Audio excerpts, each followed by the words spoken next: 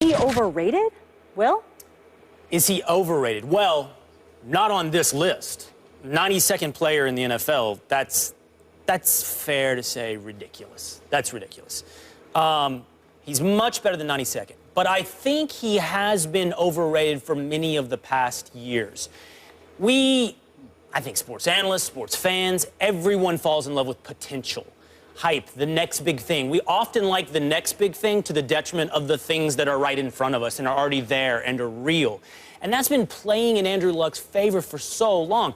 He's in conversation sometimes with whether he's a top 5 quarterback in the NFL. Easily, most people place him in the top 10. And I'm here to tell you that is overrating Andrew Luck. Because one day we all think he will be. One day he can be. But that day has not yet come. I looked at his QBR over the last several years, and of course, last year he had a terrible year. He was ranked 25th in QBR. Right, and he's played 7 games. 7 games. Right. So maybe we can say it's an outlier. But a comparable would be Colin Kaepernick last year. But if you go one more year back to 2014, he was ranked 13th in QBR. Again, comparable to Colin Kaepernick. Similar pattern here. If you go back a little further, he was in the 8th range. The 2 previous years, he was at QBR ranking of 8th, which put him in Matt Ryan, Eli Manning range. That, to me, sounds about right. He's not a top 5 quarterback. He's maybe a top 10 quarterback. The list of names to push him down there are too obvious and real, from Rodgers, Brady, Roethlisberger, Wilson, Newton, on and on. Then you get to a group where maybe Andrew Luck plays. Tony Romo. I mean, Drew Brees is still above him. We can't say he's above Drew Brees. Phillip Rivers, Matt Ryan, Eli. This is the range that Andrew Luck lives in. And I would say, by the way, he's not clearly above any of those guys I just named. So I think he has been overrated for quite some time because of his future and potential. Now, I guess, at 92nd, he's underrated. But that's the aberration. Well, let me ask you a question. Do you like results? Are you a results-oriented guy? I would say yes. Okay. Do you know that Andrew... I feel like I'm walking down a path I'm uncomfortable with. Do you realize that Andrew Luck, since 2012, has the highest QBR in clutch time of any quarterback in the league? And, again, 81.3 QBR in clutch time. Outside of clutch time, only 60.2, which would rank him in that middle of the pack. But when push comes to shove, when all the things are flying in the air and everyone's freaking out, he becomes the guy that has had the most success in that area. With that said, he's also the guy that took a 2-win team to an 11-win team with very similar personnel and an offensive line. And I know this because I worked here with an offensive lineman for a year and a half in Mark Schlereth, who talks about how bad that offensive line has been. Even the year before last, when he had his last full season, they were still only 16th in the league, even though he had the 6th best sack rate in the NFL. So that means he's got to get rid of the ball quicker than most people, yet he's still not taking as many sacks as most people. He's also throwing the ball a lot. Because they haven't had a very competent running game, So I think that there's a lot of factors here. I think when you're talking about quarterbacks, I think that there's a lot of things that play into this. It's not just the pure athleticism or the pure ability to play the position. Hell, Dan Marino threw a lot of interceptions. John Elway threw a lot of interceptions. A lot of guys have thrown interceptions. He certainly turns the ball over a lot. Drew Brees has turned the ball over a ton, okay? Andrew Luck in 2014 had 28 turnovers. So this is to play in your favor. He had the most in the league. Drew Brees was right there. Phillip Rivers right there, I believe 24 and 22. So he's playing in that league with those guys. I don't think he's Matt Ryan. I think he's way better than those guys. Again, when push comes to shove, when it's winning time, Andrew Luck with a average to below average supporting cast has been really good in this league. I don't think he's an elite quarterback, but I would never say to this point of his career, he's overrated. For me, I think there are 5 elite quarterbacks going into the season. Ben Roethlisberger is an elite quarterback in Pittsburgh. Cam Newton is an elite quarterback in Carolina. Drew Brees, elite in New Orleans. Aaron Rodgers, elite in Green Bay. Tom Brady, elite in New England. I think those 5 are my elite quarterbacks. That's no disrespect to Matt Ryan. That's no disrespect to Eli Manning. I think those 5 are better than them. I think Andrew Luck is in that tier of a category, and I think it says to the quarterback position in the NFL. It's easy to look at Andrew Luck and maybe to say, oh, people are overrating him, but what has he really done? And I think a lot of that comparison is, well, I don't think he's as great as Aaron Rodgers or as great as Tom Brady. Right. Well, there's a reason for that. There are certain guys that are in a different galaxy. And I think, to your point, Will, in a way, I think that's maybe where you're probably overrating him, because we've seen what the other galaxy looks like. Tom Brady is probably going to play quarterback till he's 47. He's probably going to be an elite quarterback till he's 47 if he has his way. I look at a guy like Andrew Luck, and I think he has to do himself a bigger favor, that he has to protect the football better. And I think a lot of that's due to the fact that he puts too much on himself, because he knows of the shortcomings of the offensive line, inconsistent running game. You don't know about your defense. That means the organization, Ryan Grigson, the general manager, do a better job. And what did they do this year?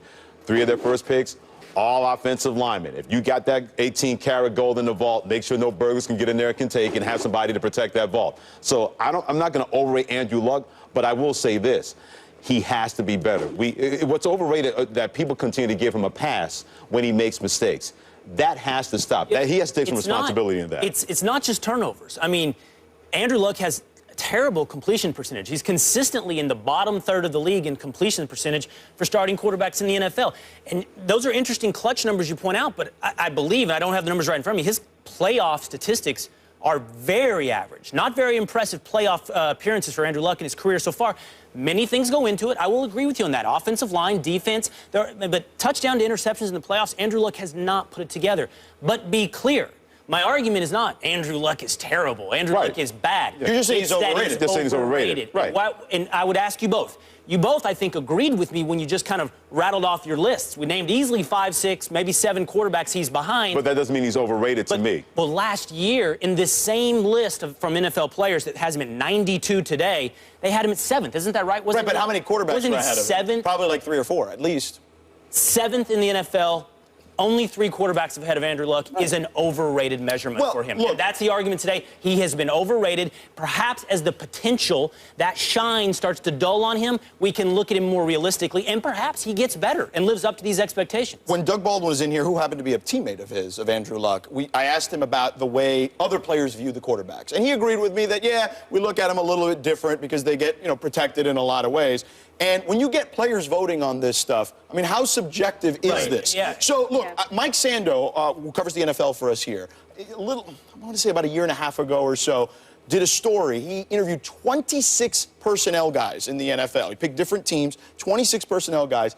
They had Andrew Luck in their top 5, in their upper tier of quarterbacks. These are guys who do this for a living, who feel that he... Partially, they're trying to imagine in their minds how to build a team, and his youth and potential has been part of that equation. Okay, let's take some players then. Frank Gore basically called him a football god not that long ago, okay? J.J. Watt says... Slight overrated there. J.J. Watt, maybe a bit of an exaggeration. Maybe. J.J. Watt, though, did say that pre-snap he's one of the best quarterbacks he's ever seen, okay? So I think that there's a lot to this. And I think that he's played with a subpar cast in a lot of ways. I just want to say, they're helping me. They tell me in my ear, not helping me out, but I had asked for the statistics. It's 9 touchdowns to 12 interceptions in the playoffs for Andrew Luck. It just hasn't materialized yet. Yeah, Peyton stunk in the playoffs in a lot of cases, too. You know what I mean? And remember this, it's subjective with the list, but they're basing the list on what the players did the year, not overall. That's where this list is coming from. So that's why he was 7. Right, he is right, but that's why he was 7 last year, and then 92 this Both year. are wrong. He's somewhere in the middle. And I would suggest the previous years he was somewhere in the 20s and 30s. That's fair. That's about right. That's fair.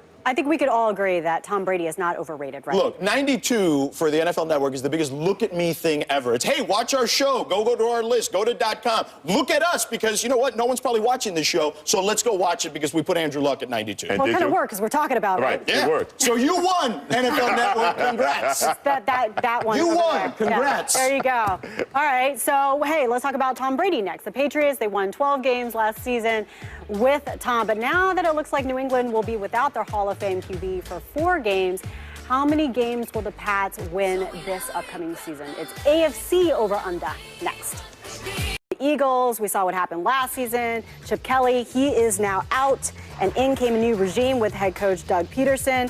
In came quarterback Carson Wentz via the 2nd overall pick, but then we have Sam Bradford for now still hanging around, so over under 7 wins. George? Under. I didn't even have to think about this one because no matter what happens, I mean, look, Sam Bradford, I mean, how many of his teammates have even reached out to him at this point? I think the report was 1, maybe 2. Jordan Matthews said that a couple of guys have reached out to him. Yeah, a couple of guys. But the point is, guys look, and we'll get into that situation later, but guys look at him and they'll be like, really, dude? Are you serious? Like, this is what's happening? So you've got that. Then if he doesn't play, do they go with the young guy? I mean, that's going to be a recipe for disaster. Okay, so I do think Wentz could be a good quarterback down the road. I don't think you throw him into the fire coming out of North Dakota State. I think that could be a recipe for disaster, as I mentioned. But first-year coach Doug Peterson, like, there's just so many things working against them. I think the roster is still in flux. They're still trying to figure out what they want to be after the years of Chip Kelly and trying to remove themselves from some of the guys that were on that roster. Too much flux going on. I just think it's an easy under.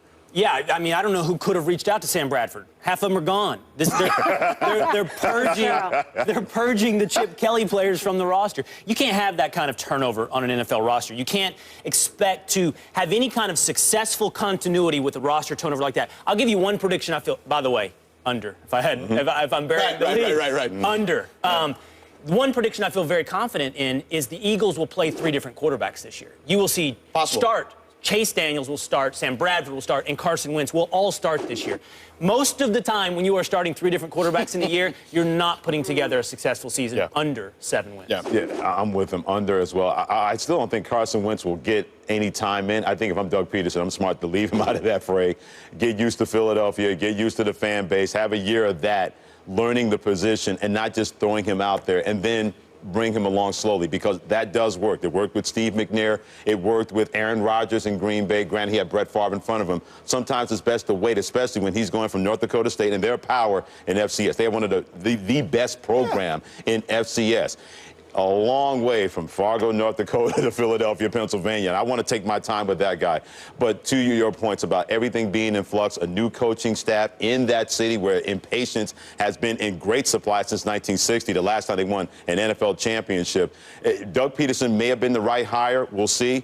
But it's not going to be a good year. I got Eagles under as well. Yeah, as an Eagles fan, I hate to admit it, but I think I'm going to agree with you guys. I think we'll be lucky if we get to 5 wins, but, you know. I do like the Peterson hire, though. I do think long-term that will help them. But, yeah, it's not going to be a high draft pick next year. Yeah. Again. It's true, though. Yeah, you're right, though. Awesome. You're right. Too soon? They won't. Too soon? It'll be in Cleveland. Okay, let's change the topic, It'll okay? be in Cleveland. Oh, no. Anyway, let's talk about the Red